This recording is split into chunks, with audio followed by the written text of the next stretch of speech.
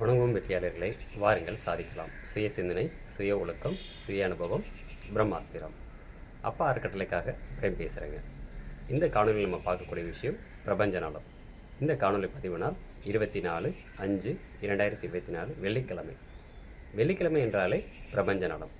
அது என்ன பிரபஞ்ச நலம் அப்படின்ற ஒரு கேள்வி இருக்குது. ஒரு வார்த்தை சொல்லுவாங்க, அண்டத்தில் உள்ளது பிண்டம், பிண்டத்தில் உள்ளது அண்டம் அப்படின்னு சொல்லுவாங்க. அதாவது இந்த பஞ்சபூத சக்தியினுடைய தொகுப்பாக நம்ம விளங்குகிறோம்.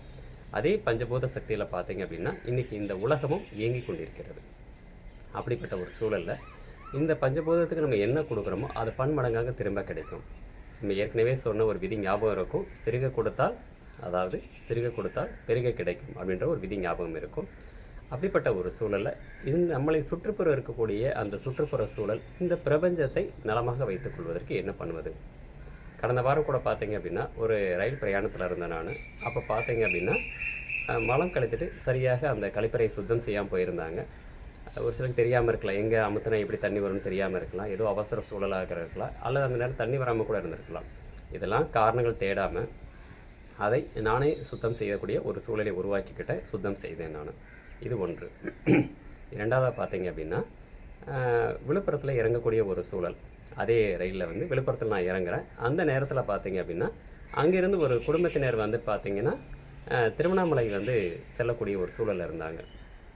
மதுரையிலேருந்து பயணம் பண்ணாங்க.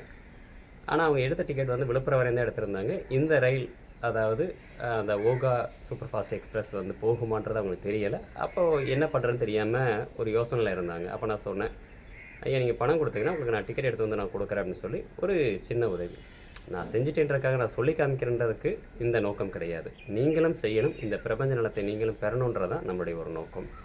அதனால் பார்த்தீங்கன்னா நம்ம சுற்றுப்புற சூழலில் இருக்கக்கூடிய, அதாவது இந்த பஸ் டிக்கெட்டாக இருக்கட்டும், ரயில் டிக்கெட்டாக இருக்கட்டும், நம்ம சாப்பிட்ட பிஸ்கட் கவராக இருக்கட்டும், எதுவாக இருந்தாலும் குப்பையில் போடுறது சிறப்பான ஒரு விஷயமா இருக்கும். அப்போ தினசரி ஒரு பிரபஞ்ச நலம் செய்வோம் அப்படின்னு ஒரு சங்கல்பம் எடுத்துக்கலாம். இன்றைய நாள் நீங்கள் என்ன செஞ்சுருக்கீங்க, எப்படி செஞ்சுருக்கீங்கன்றதை நீங்களே உங்களை சுய ஆய்வு பண்ணிக்கோங்க. சரிதானுங்களா? ஒன்றுல் கடை சாதனை சாத்தியமே சுய சிந்தனை பிரம்மாஸ்திரம். நன்றி நன்றி நன்றி.